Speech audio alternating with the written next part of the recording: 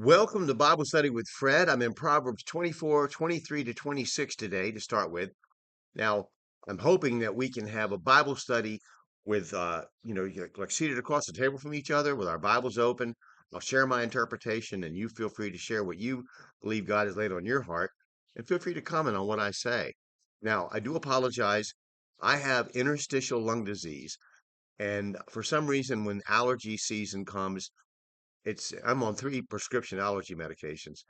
Allergy season comes, I have a real problem with breathing and coughing and stuff like that. So hopefully you won't hear it, but you'll see me cough and you'll hear like a little bump. But anyway, I apologize for that. I can't help it. So let's begin in Proverbs 24:23. These things also belong to the wise. It is not good to have respect of persons in judgment. He that saith unto the wicked, Thou art righteous, him shall the people curse. Nations shall abhor him. But to them that rebuke him shall be delight, and a good blessing shall come upon them. Every man shall kiss his lips that giveth a right answer. Now, Matthew Henry, writing in the early 1700s, takes these verses together. He says that in the first verse, the reference to the wise is a reference to judges and magistrates. This is understandable in the literal sense for the Hebrews, as they lived under God's law, which covered not only their religious duties to God, but their civil duties to man.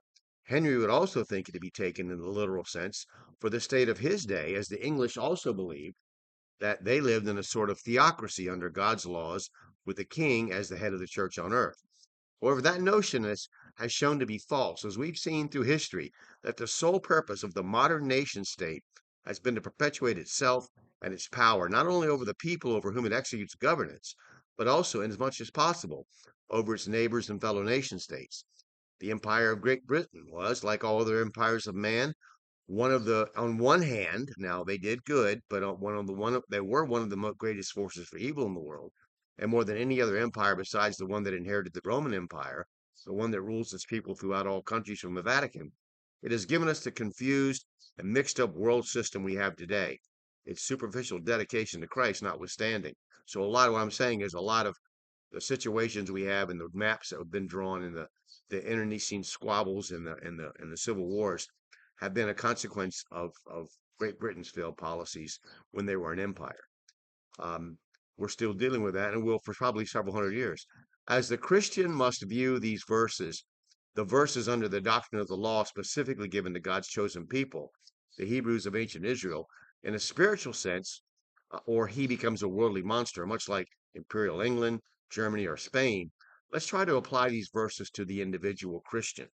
The Christian must apply God's standard equally in all things, if he or she is wise. For instance, take these verses quoting Christ in his Sermon on the Mount, some of his beard wearing, pork abstaining, temple going, Sabbath observing disciples. Matthew 7 1 to 6. Judge not that ye be not judged. For with what judgment ye judge, ye shall be judged, and what measure ye mete, it shall be measured to you again. And why beholdest thou the mote that is in thy brother's eye, but considerest not the beam that is in thine own eye? Or wilt thou say to thy brother, Let me pull out the mote of thine eye, and behold, a beam is in thine own eye? Thou hypocrite, first cast out the beam out of thine own eye, and then shalt thou see clearly to cast out the mote out of thy brother's eye. Give not that which is holy unto the dogs, neither cast ye your pearls before swine, lest they trample them under their feet, turn again and rend you. There are many issues covered in these few short sentences, such as in verse 6 of what I just read, not placing your converts to Christ under the control of false male or female teachers who are teaching an ungodly religion. However, our focus is more narrow. Jesus says to judge others by the same standard you judge yourself. He states, at least to the Jews who are still under the doctrines of the law at the time of his most famous sermon, that they will be judged by the same standards they use to judge others. As a consequence, it would be better for them not to judge others at all. He goes on to say that they are willing to judge the speck in their brother's eye while ignoring the beam in their own. We often point our fingers at other people's faults and sins and ignore our own glaring defects. As I pointed out before, for others we issue accusations, for ourselves excuses. Paul, in writing of the doctrine to the Christians at Rome, writing of doctrine, as he prepares his own argument against legalism and self-justification in the book of Romans, gives a brief moral history of man, and it ends with a punch that must have knocked his readers off their feet. And I really think that what you should do is take some time to read Romans 1:16 to chapter 2, verse 3. Very important, and it's the religious history of mankind. So to judge by a righteous standard, you must use the same standard for others as we do for ourselves.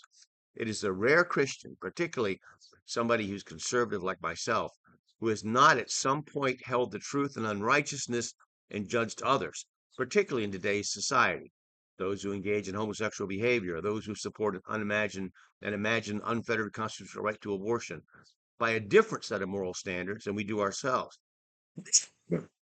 Of course, the self-righteous Christian has a problem even seeing the truth of this perspective because they're so very convinced that they've never been guilty since being saved of any of the sins and action and thought listed in the verses in Romans I ask you to read. In verse 24 in Proverbs, it talks about calling someone that is evil good. For instance, under the civil law, declaring someone's argument in a conflict as correct who is clearly wrong and oppressing the other side, usually the person without the deeper pockets. How can our own country, secular nation or Christian one, as either side will profess, hope for any good to come of us when even Christians extol the virtues of celebrities, the wealthy, and the powerful? Psalm 12:8. The wicked walk on every side when the vilest men are exalted. For a Christian to hold out as a person to honor, respect with your attention and money and your conversation people who are so vile and wicked to the extreme, actors and actresses, sports figures, music personalities, and many politicians, also men and women of the business world, is an absurdity to the extreme. How many Christians, I wonder, enjoyed the appropriately named television show American Idol? How many Christians put money in the pockets of people who denounce their faith and ridicule their intelligence, like Bruce Willis or Ian McKellen, by watching their movies and praising their performances? What about the people like a former president of the U.S. who called Jesus Christ his, quote, favorite philosopher, when God calls philosophy vain deceit in Colossians 2:8? It's impossible to judge a righteous judgment if you use a different standard for yourself than you do others, and it is impossible to judge a righteous judgment if you uplift wicked men and women as being examples of anything good. Finally, the verses in Proverbs state that by judging the righteously, you will win the approval of others. This was certainly applicable in the Jewish state when it honored God, but would hardly have an application today, as the whole world lies in wickedness. 1 John 5:19. The proof of which lies in the fact that more often than not, people in positions of authority are praised for their indecent actions rather than the righteous ones. So let me repeat for the Christian to contemplate. What I have taken away is the spiritual value for you of these verses in Proverbs.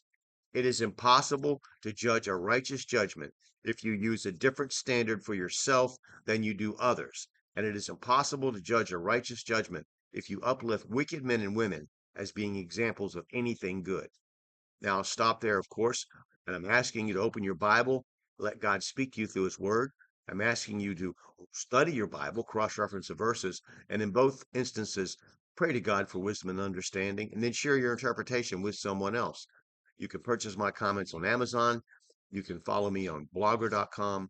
But if you watch this video this far, would you please click like and subscribe or follow and share the video with someone else? And please feel free to make comments. I look forward to that. Thank you.